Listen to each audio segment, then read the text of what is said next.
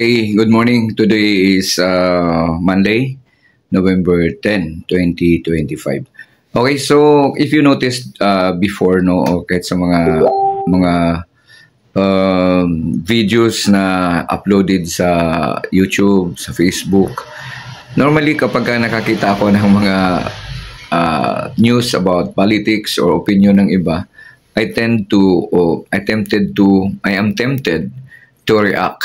But this time, I choose not to deal with politics para maiwasan kasi kadalasan pagkakaalam ko sa mga kaibigan ko, magkaiba kami ng views, no? So I opted not to deal with it para to bring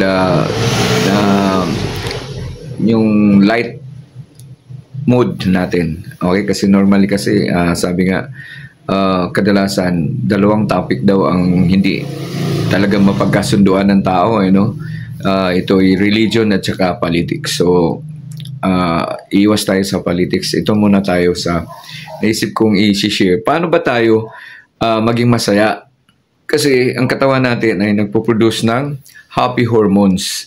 So ano yung mga happy hormones na to? We have endorphins, dopamine, serotonin, and oxytocin. So ito yung mga happy hormones na kusang pinoproduce ng katawan natin. So kailan ba ito, mga hormones na to pinoproduce ng katawan natin? So base sa Google, no? Happy hormones through combination. So hindi lang ito na parang gusto, mas masaya ako. So hindi lang basta dadating yan sa'yo na sabi mo, gusto ko masaya ako. So meron tayong mga activity na kusa talaga yan na maging happy ka without you knowing it, na yung katawan mo yung nagkahawaan na ng naging masaya ka, no? So paano ba? Combination ito ng pwede kang physical activity, so exercise, social connection, so makipag-mingle ka sa mga kaibigan mo, yung masayang mga events. Huwag iwasan mo yung mga malungkot. Siyempre, pagka malungkot yan, so ma-suppress, malipat yung emotion mo at magiging sad ka. So, social connections, and yung maingat ka sa mga gawain mo. So, exercise. So, physical activity, exercise. Spending time with loved ones or pets, mga alaga mo. So nakakatulong din yung masinagan ka ng araw sa getting sunlight. Mag-meditate ka. So, ano bang unawa ko sa meditate? So, parang talking to God, no? Mag-meditate ka, talking to your kung kanino ka, kanino Diyos mo. Kung Katoliko ka, to Jesus Christ. Kapag ka Christian ka, to Christ. Kapag Muslim ka, to Allah, o ano pa yung mga tawag nyo sa mga pinaniwalaan yung mas mataas sa atin. Okay, so listening to music, so makinig ka sa music na gusto mo, and completing small goals are of effective ways to boost. So mga bagay na malilit na bagay na gusto mo, na parang siguro kasama din yung kapag nature lover ka, punta ka sa halaman mo, titingin ka sa mga puno na maraming bungang alaga mo, or yun nga, sa mga pets mo, ilangaw. Okay, so yun, para magkaroon ng automatic yan, yung katawan mo, yung brain mo ay mag-generate ng happy hormones. So ano nga itong mga happy hormones na to? We have the endorphins, endorphins, dopamine, serotonin, and oxytocin. So these are the happy hormones para maging healthy ka. Kasi pagka happy ka, normal na mag-generate yung katawan mo, yung lahat ng mga vital organs mo ay ma-revive, no? So just be happy. Ano yung sabi nila?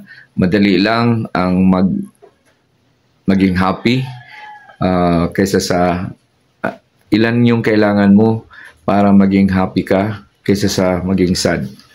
Okay? So, lifestyle and daily activities. Okay? So, ano pa? May tanong ba?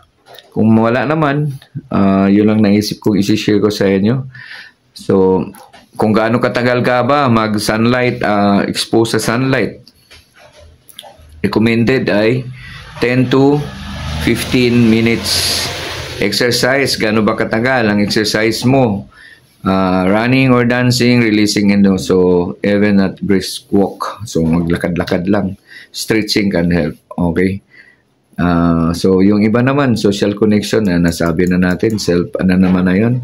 So, laughter, tatawa ka. Laughing can decrease stress and improve mood. Gawin mong magkaroon ka ng oras na para tumawa. So, or watch something funny. So,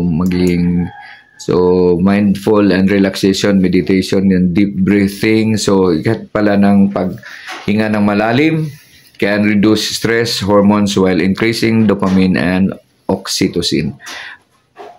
So, ano pa? Other relaxing activities. So, food and diet. So, anong food and diet? So, tryptophan-rich foods. So, ano to?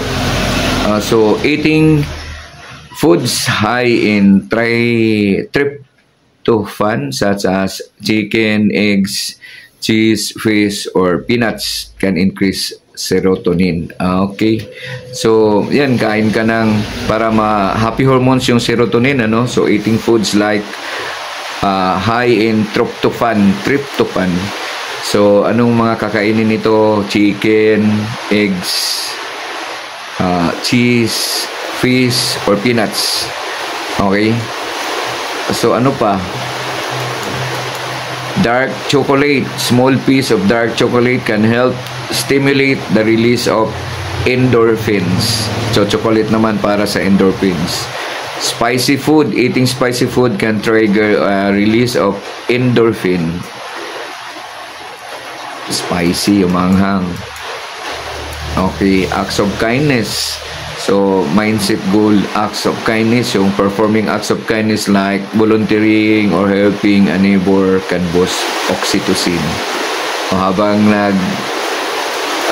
share ko sa inyo, lumakas ang ulan bigla. Ang oras nito ngayon ay 11:21 ng umaga, November 10, 2025. Okay? So, ano pa? Gratitude, reflecting on things you are grateful. Yung mag-reflect ka ng mga panahon na may nakatulong sa'yo, na grateful ka sa naitulong nila. Kaya naturally boost dopamine naman. Okay? So, kung napansin mo, lahat ng mga bagay na rewarding, na gusto mo, na nakakatulong, na happy ka, wala naman lahat ng tao na basta happy kapag nakakadulot ka ng lungkot sa tao unless kaaway mo yun, di ba? So, pag kaaway mo yung tao, nakita mong malungkot siya para masaya ka. Okay? So, the bad side naman yun. Okay? Okay, so para hindi ka makagawa ng matawa ka sa kalungkutan ng iba, try to be nice, avoid having enemies. So, paano ka maka-avoid ng kaaway? Just do good. Pero kung meron mang aawayin ka pa rin kahit maganda na ginawa mo, ay ano na yun, inggit na siguro yun. Maraming salamat. Sana'y tangkilikin ninyo itong YouTube channel ko. I'll be trying to be informative, to be sharing with things which I think could help us become a better person. Maraming salamat at ingat kasi may kahit palabas na sa kalupaan ng Pilipinas ang bagyong Uwan.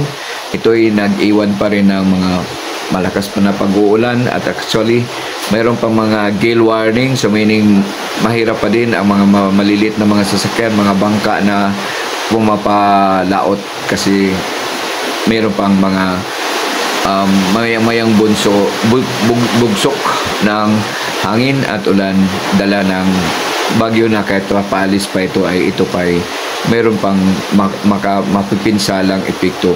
Kaya mag-ingat tayo. Maraming salamat. Good luck sa ating lahat.